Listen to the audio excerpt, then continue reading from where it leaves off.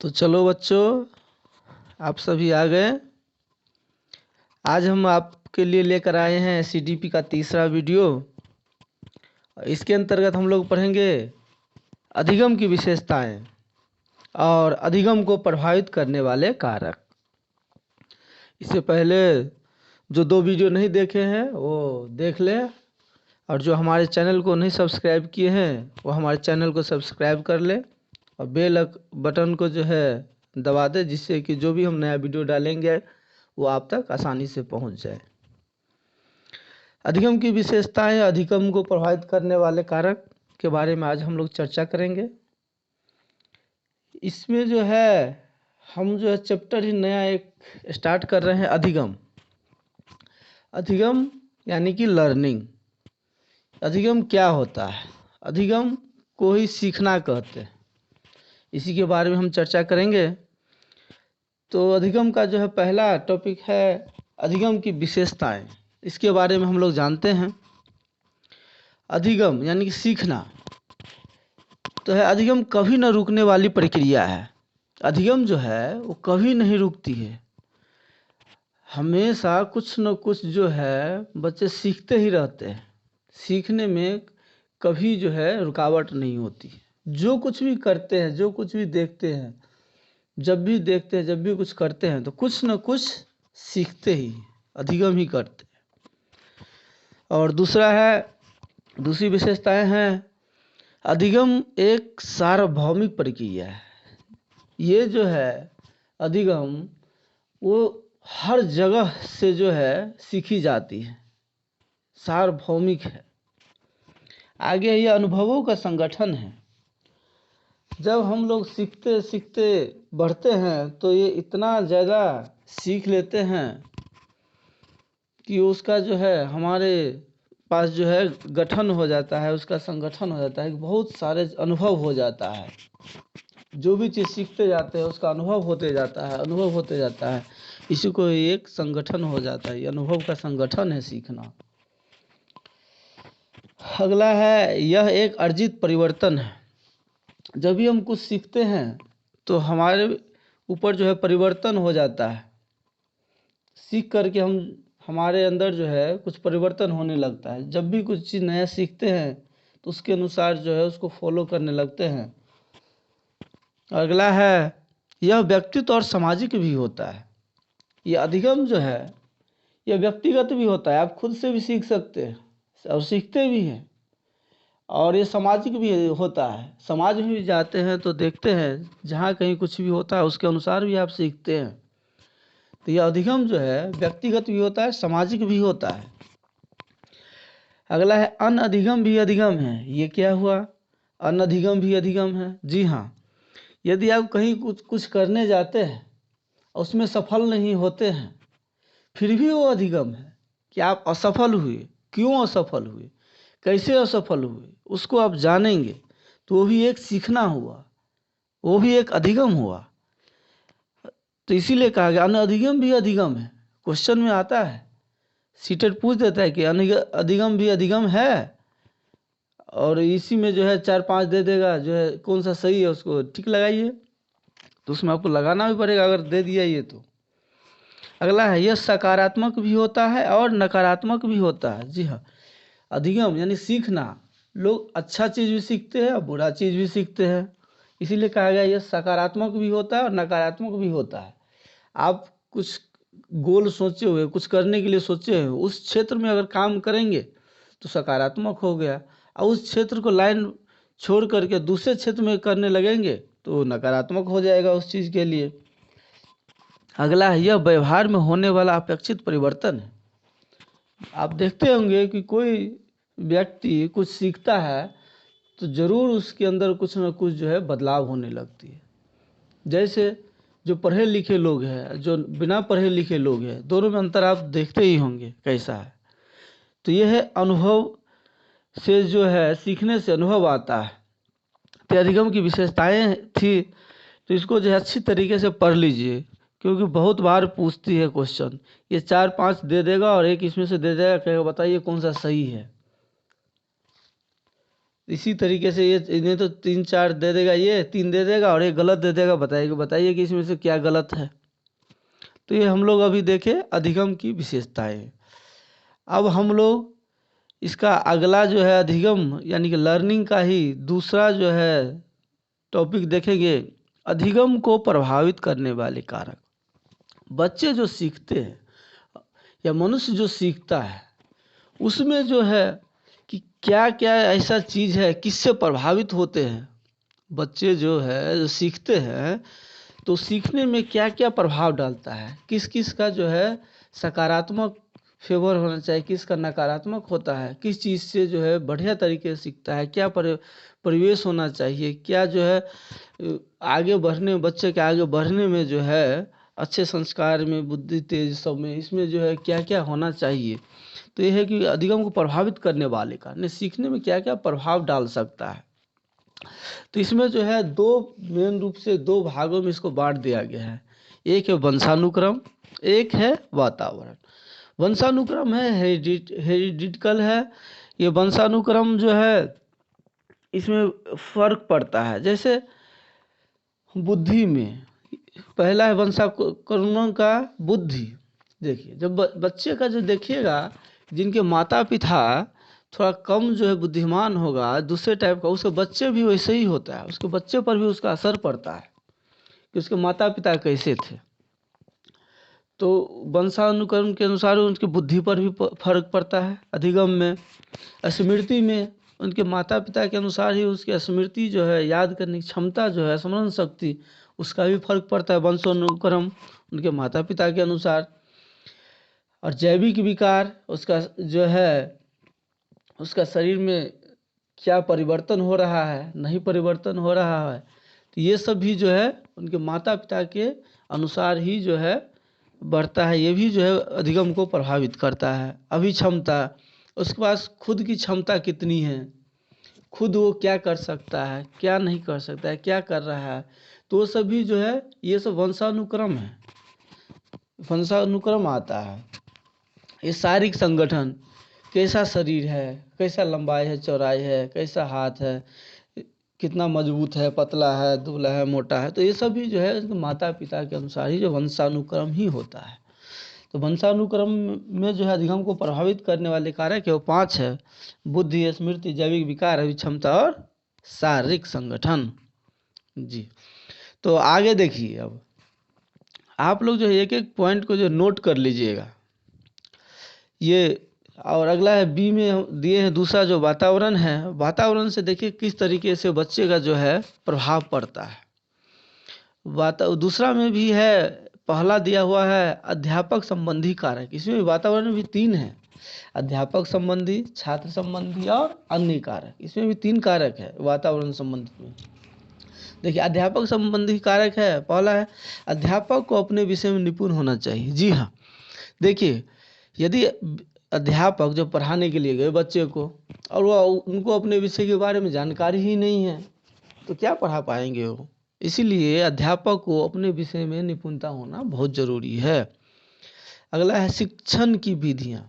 जी हाँ, सरल होनी चाहिए, बच्चों का अनुकूल होना चाहिए। देखिए जब बच्चे को पढ़ाएंगे तो किस स्तर का बच्चा है, कैसा बच्चा है, उस हिसाब से हमको जो है कि कौन सा जो विधि अपनाना चाहिए कि जो कि बच्चा पढ़े। जैसे बहुत छोटे बच्चे हैं उसको खेल तरीके से ज़्यादा अच्छे तरीके से पढ़ाया जा सकता है। ज़्यादा बर्डन देंगे तो कुछ समझ ही नहीं पाएगा, उसको बोरिंग लगेगा, वो पढ़ना ही छोड़ देगा। इसीलिए शिक्षण की विधियाँ भी बहुत महत्वपूर्ण भूमिका निभाती है अधिगम में। सकारात्मक दृष्टिकोण होना चाहिए। जी हाँ, ये अध्यापक का जो है दृष्टिकोण हमेशा सकारात्मक होना चाहिए, पॉजिटिविटी होना चाहिए कि आप पढ़ा रहे हैं तो एकदम समझिए कि बच्चे को हमको समझाना है, अच्छी तरीके से समझाना है। पॉजिटिव रूप में हमेशा अध्यापक को रहना चाहिए। आगे देखते हैं, आगे है धैर्य एवं सहनशील होना चाहिए। अध्यापक को चाहिए कि वो धैर्यवान हो, सहनशील हो। बच्चे बदमाशी भी करेंगे, सीखेंगे भी नहीं, सीखना भी नहीं चाहेंगे वो, तो इसीलिए आप धैर्य रखें, सहनशील बनना चाहिए अध्यापक को। और लगातार उस पर जो है छात्रों को जो है पढ़ाना चाहिए। अलग अलग तरीके से, जिससे कि वो समझ सके। अगला है बाल मनोविज्ञान का ज्ञान होना चाहिए। जब आप बच्चों को पढ़ाते हो तो स्वाभाविक है कि बच्चों के बारे में, उनके मनोविज्ञान क्या होता है, उनका मन क्या होता है बच्चों का उस समय, हर हर स्टेज में, हर एज में, वो तो ज्ञान होना ज़रूरी ही है। इसलिए आप लोग जो जब बनेंगे अध्यापक, तो आप लोगों को भी जो है बाल मनोविज्ञान का ज्ञान होना चाहिए।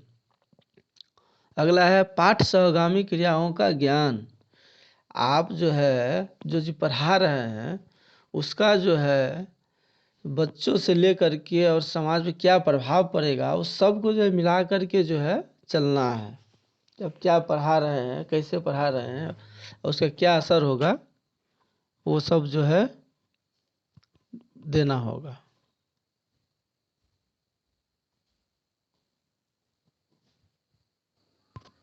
जी चलिए आगे हैं अध्यापक का व्यक्तित्व। अध्यापक का व्यक्तित्व भी एकदम साफ सुथरी होना चाहिए। वो जो आचरण करेगा, बच्चे भी स्कूल में देखेंगे अध्यापक किस तरीके से जो रह रहे हैं, क्या कर रहे हैं, तो उस पर भी जो है अधिगम पर बहुत बड़ा फर्क पड़ता है। अगला है प्रजातांत्रिक दृष्टिकोण। अध्यापक को चाहिए कि सभी बच्चे जो हैं, सभी बच्चों को एक समान जो है देखना चाहिए, किसी में भेदभाव नहीं करना चाहिए। जो सबको खुला जो है विचार, खुले विचार से जो है सबको बोलने की आज़ादी देना चाहिए। अगला है पक्षपात रहित दृष्टिकोण। किसी को भी जो है छोटे बड़े नहीं समझना चाहिए। यानी कि कोई बहुत तेज है तो उसको बहुत पढ़ा दे, या कोई बहुत भूसकोल है तो उसी को बहुत पढ़ा दिए। सबको लेकर के चलना है। किसी भी विद्यार्थी छात्र को जो है पक्षपात नहीं करना है। अगला है अध्यापक का स्वास्थ्य। यहाँ कहेंगे स्वास्थ्य से क्या मतलब है? मतलब है अगर आप पढ़ाने जाते हैं, आपका स्वास्थ्य ही गड़बड़ है, आप 4 दिन गए और 4 दिन नहीं गए, तो उससे भी जो है बच्चों का जो है पढ़ाई में बहुत सारी समस्याएं होगी। इसीलिए अध्यापक का स्वास्थ्य भी बहुत ज़रूरी है। अध्यापक का शिक्षण में रुचि। अध्यापक को चाहिए कि खुद भी जो है उसको शिक्षण में रुचि होना चाहिए। वो जो पढ़ाएंगे, खुद पढ़ेंगे तभी तो अपडेट रहेंगे और पढ़ाएंगे। तो ये था अध्यापक संबंधी कारक। अब है छात्र संबंधी कारक। अगला पॉइंट, छात्र संबंधी कारक में क्या है? उसमें भी स्वास्थ्य, बच्चे का भी स्वास्थ्य जो है एकदम सही होना चाहिए, जिससे कि जो है वो डेली पढ़े, अच्छे से पढ़े। स्वस्थ रहेगा तब पढ़ने में ही मन लगेगा। जिज्ञासा होना चाहिए बच्चे को। जिज्ञासा होगा तभी तो पढ़ेगा, नया नया चीज़ जो है खोजेगा कि ये क्या है, ये कैसे होता है, अलग अलग क्वेश्चन करेगा अध्यापक से। अगला रुचि। रुचि भी होना चाहिए। छात्र को भी चाहिए कि भाई रुचि से पढ़े, रुचि से कोई काम करे, सीखे। अभिवृत्ति यानी खुद की जो है खुद से करने की चाहत होनी चाहिए। अब कुछ अध्यापक कुछ टास्क दिया कि भाई बनाओ, तुम लोग बनाओ, और वो जो है खुद से करने के, ठीक है सर हम लोग करते हैं, फिर जो परेशानी होगी फिर मैं आपसे पूछूंगा। तो खुद से जो है करने की भी अभिवृत्ति भी होनी चाहिए। संवेग, इमोशन होना चाहिए। उन्हें जो है किसी को काम को करने की लगन होनी चाहिए कि अब इस काम को कर रहे हैं तो इस काम को बढ़िया से करेंगे, बढ़िया तरीक़ा से करना है, इस तरीके की सोच होनी चाहिए। और आगे देखते हैं अभिप्रेरणा स्तर। जी हाँ, ये अभिप्रेरणा स्तर है, हमेशा उच्च होना चाहिए। किसी चीज़ को करने की जो अंदर से जो क्षमता होती है, खुद की जो है क्षमता हो, वो बहुत ही जो है क्या हो, ऊंचा होना चाहिए। छात्रों की आदत, अच्छी आदत होनी चाहिए, पॉजिटिव होनी चाहिए। छात्र जाए हमेशा डिसिप्लिन में रहे, हमेशा जो है क्वेश्चन करे अध्यापक से, सर ये कैसे हुआ, ये कैसे होगा, यहाँ प्रॉब्लम हो रहा है, इसको बताइए। इसी तरह जो है उसको अच्छी आदत होनी चाहिए, हमेशा डिसिप्लिन में भी रहे और क्वेश्चन भी पूछे। अधिगम शैली, सीखने का तरीका वो अच्छा व सरल अपनाना चाहिए। बच्चे को जो पढ़ाया जाता है उसमें भी उनको भी चाहिए कि जो सरल माध्यम है और अच्छा माध्यम है उसी को अपनाएं। जो है किस तरीके से कौन सी पढ़े, उसमें जो है अच्छी तरीके से पढ़ें। और इसमें भी जो है वातावरण का हो गया। अन्य कारक है, जो इसमें अन्य कारक है, तीसरा पॉइंट उसको देखेंगे, परिवार व वातावरण। आप देखेंगे कि इसीलिए कहा था माहौल, माहौल जो शब्द है, इसीलिए कहा गया परिवार का भी वातावरण जो है अच्छा होना चाहिए। अब किसी के घर में माता पिता में ही जब झगड़े हो तो बच्चे क्या करेंगे? बच्चे देखेंगे तो वो भी जो है खराब होंगे। इसीलिए परिवार का वातावरण सबसे पहले बहुत महत्वपूर्ण है कि हमारा बच्चा किस तरीके से आगे बढ़े। और आस पड़ोस और आसपास का भी जगह भी बहुत प्रभावित पड़ता है। आप जहाँ रह रहे हैं, अगर घर में माहौल अच्छा है और आसपास के लोग अच्छे माहौल से नहीं रहते हैं तो वहाँ का फ़र्क बच्चों को पड़ता है। शिक्षा की गुणवत्ता भी आप किस तरीके के अध्यापक पास पढ़ा रहे हैं, किस स्कूल में पढ़ा रहे हैं, उस पर भी निर्भर करता है। मतलब भोजन की गुणवत्ता, कहा गया है कि जब तक भोजन नहीं करेंगे पढ़ाई नहीं होगा। अब भोजन भी में भी है कि अब जिस तरीके का भोजन करेंगे उस तरीके का पढ़ाई में भी जो है मन लगता है, स्मृतियाँ बढ़ती है। आगे है मीडिया मतलब साधन, जैसे पुस्तकालय हो गया या न्यूज़पेपर हो गया, मैगजीन्स हो गए, बुक्स हो गए, इस सब से भी जो है, ये सब भी जिनके पास जितना रहता है, अगर पढ़ने वाला छात्र है तो वो ज़्यादा से ज़्यादा पढ़ता है। सुविधाएं, उनको बच्चे को चाहिए कि जितनी ज़रूरत है पढ़ने के लिए, जिस क्लास में है उस क्लास के हिसाब से उनको सुविधाएं भी चाहिए। और अगला है साथी समूह। ये साथी समूह भी जो है बहुत बड़ा फैक्टर है कि आप घर में वातावरण सही है, आस पड़ोस में सही है और साथी ही खराब मिल जाए और गलत साथियों की संगत में पड़ जाएंगे तो बच्चे का भविष्य क्या होगा।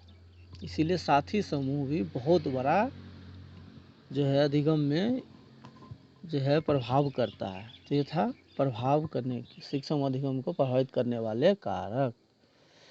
तो अभी तक जो छात्र, जो लोग जो है हमारे ये परम कोचिंग क्लासेस को सब्सक्राइब नहीं किए हैं वो सब्सक्राइब कर लें।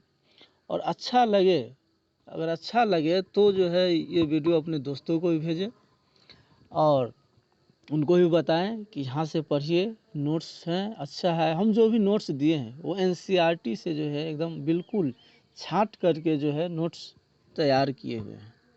और इसको इसलिए पढ़ा रहे हैं क्योंकि एग्ज़ाम में जो है सटीक क्वेश्चन पूछता है। अब लिखने के लिए तो इतना लिख देंगे, इसी में जो है एक एक पॉइंट का जो है 4-4 लाइन लिखेंगे, आप लिखते लिखते जो है परेशान हो जाएंगे और कुछ हासिल नहीं होगा। इसीलिए पॉइंट बाय पॉइंट पढ़िए और अच्छी तरीके से पढ़िए।